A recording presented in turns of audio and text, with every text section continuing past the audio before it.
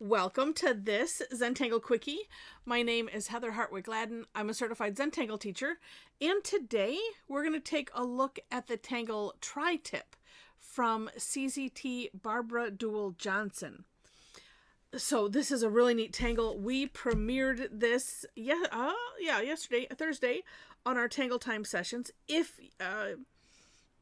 you do follow day to day, that was the flower in yesterday's, and so I will show those again at the end, and we'll have fun with this first. I love this tangle because it's so versatile and easy.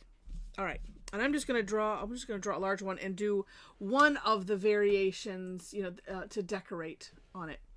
All right, wherever you want the center of this to be, you're gonna draw a nice orb. Okay, then from the orb, and on our sessions we were laughing so hard. Okay, it's like, because the next part to me it was the hardest part of it, and that is putting some spokes from this center orb. And Barbara has 5, although it's Zentangle, so you don't. Sorry, let me move this a little bit. You don't have to do 5 if you end up with 6. I know I ended up with 6. It's all okay. All right. Then let's try it.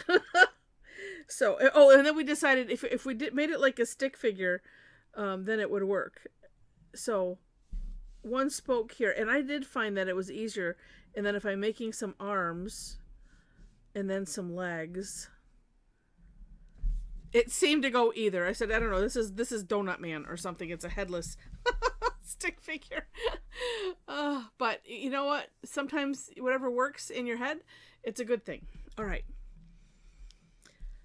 Then we're going to do some C-shaped curve lines, 3 in a row.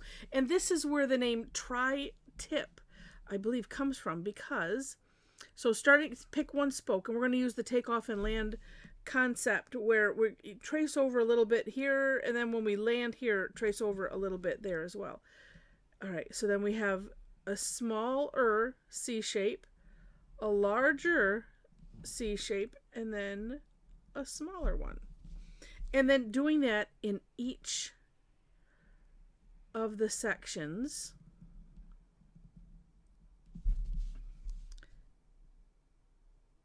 And some things take extra concentration. There we go. I was like, I was wanting to do it in one swoop, but you know what?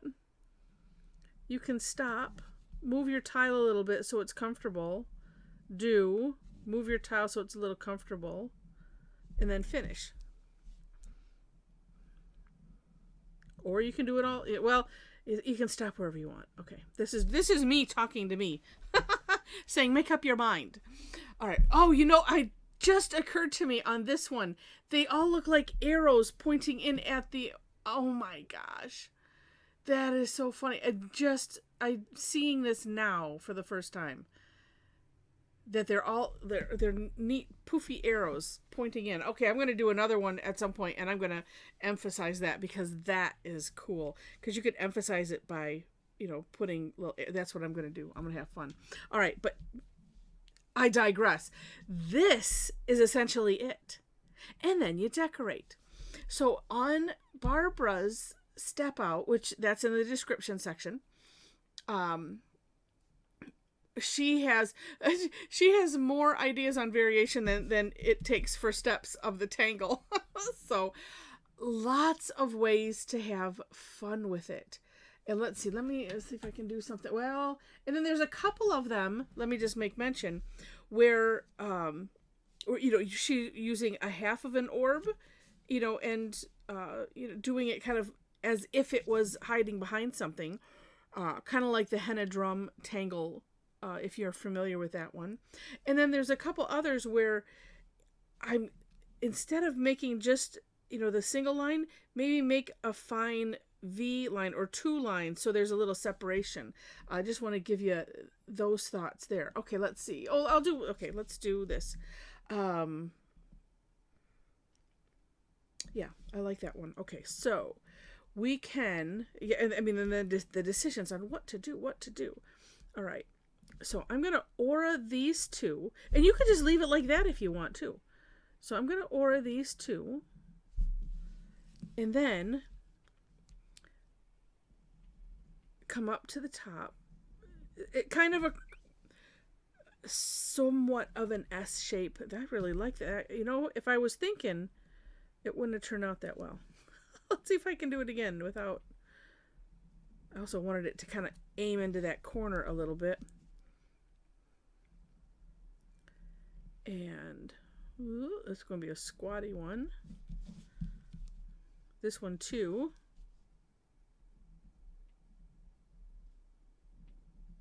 I could just have it go off the page.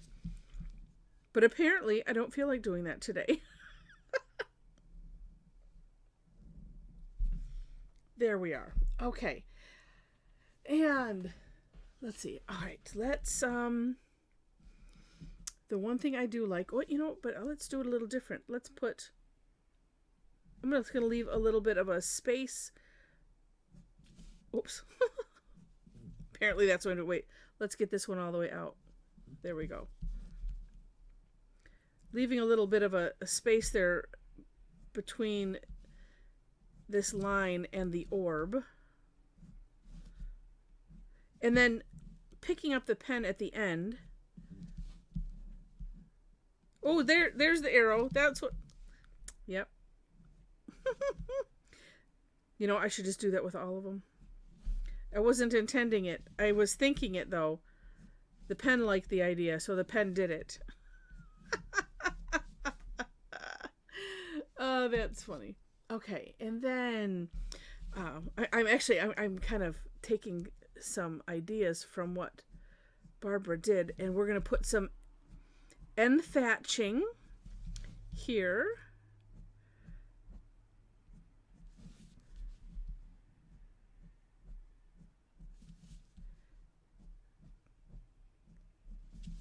That's kind of what that was a little bit. Like it. Like it a lot. And, oh yeah, and she put let's put a little one here. Could probably put one of the ones on the sides there. Let's see. That's good. All right. And because I want to have some contrast, I'm going to go ahead. I'm going to fill in this orb. Let's see if I can get a little sliver over here. Oop, I can.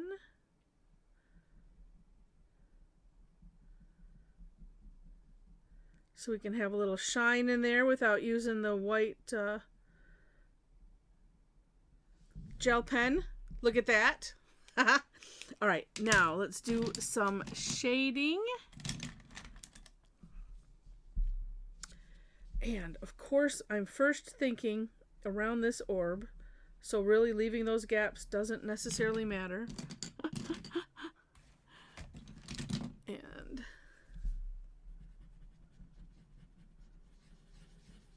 although it does, because what's neat, if you do something like that, I'm gonna go a little darker by the center, is it leaves a texture. So if you do something and then put graphite over it, well, let's not put my tortillon went right on the orb. Okay, that's a little bit better.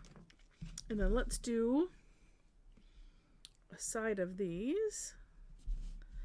I might do more maybe on the tips of those flowers just to give them a little bendiness. We shall see. Might do both sides of that, whatever this is. This extension. Yeah, I don't know what we'll call it. The decoration. It's a decoration. Oh, that looks neat. And now let's be more, we'll be more deliberate. Deliberate with the graphite. What I was thinking was, let me pull you into my brain. I was thinking, I could use what's left on the tortillon, because that it makes it a little lighter. But then I just decided no.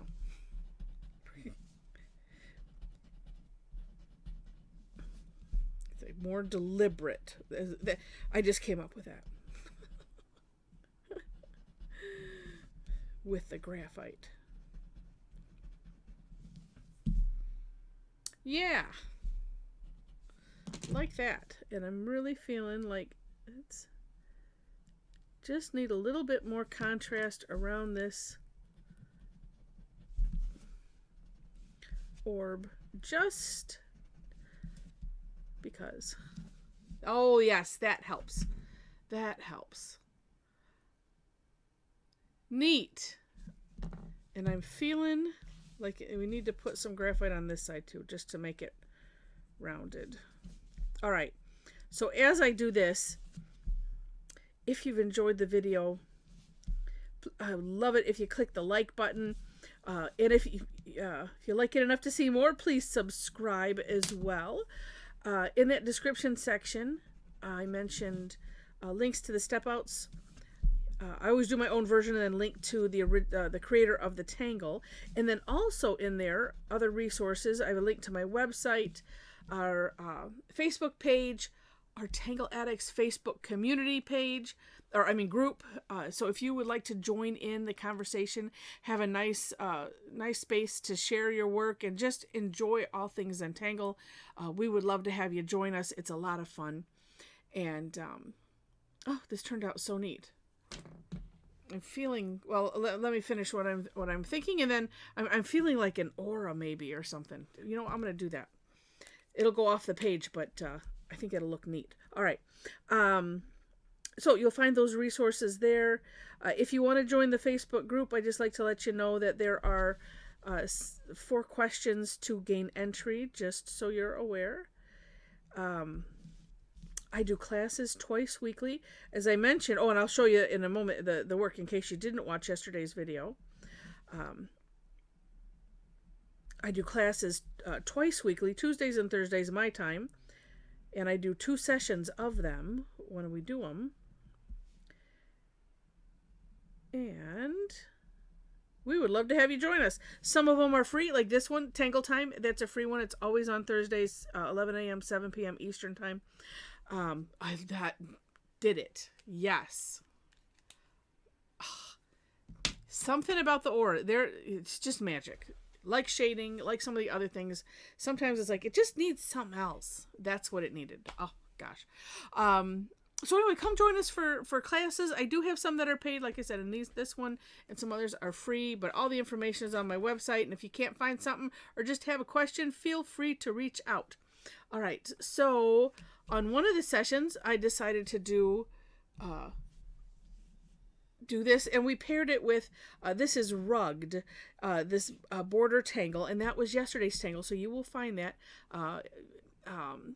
I'm sure if you click on videos, it shows the timeline as they're posted, but it was a really neat pairing. And this one I added stems and did a little bit different decoration behind, which kind of made it look like leaves, so I went with it. And then on the earlier session, this one I grouped those 2 together in Orid, and then the single taller ones, and it's just a really, really neat look. And then again with rugged. Sometimes I will pair 2 tangles together just because it depends on what the tangle is, and nobody knows a tangle except for me, and sometimes I don't know until just before when I decide what we're doing. So it's a lot of fun. You just don't know what to expect, and that I think is also a lot of it. Besides this great community that comes to enjoy. All right. So with that, I hope you enjoyed it, and I appreciate your watching. I get things out of order, and I'm like, wait a minute, no, okay. So when I pause, you know that I've gotten things out of order in my head. So again, thank you so much for watching, and I wish you happy tangling.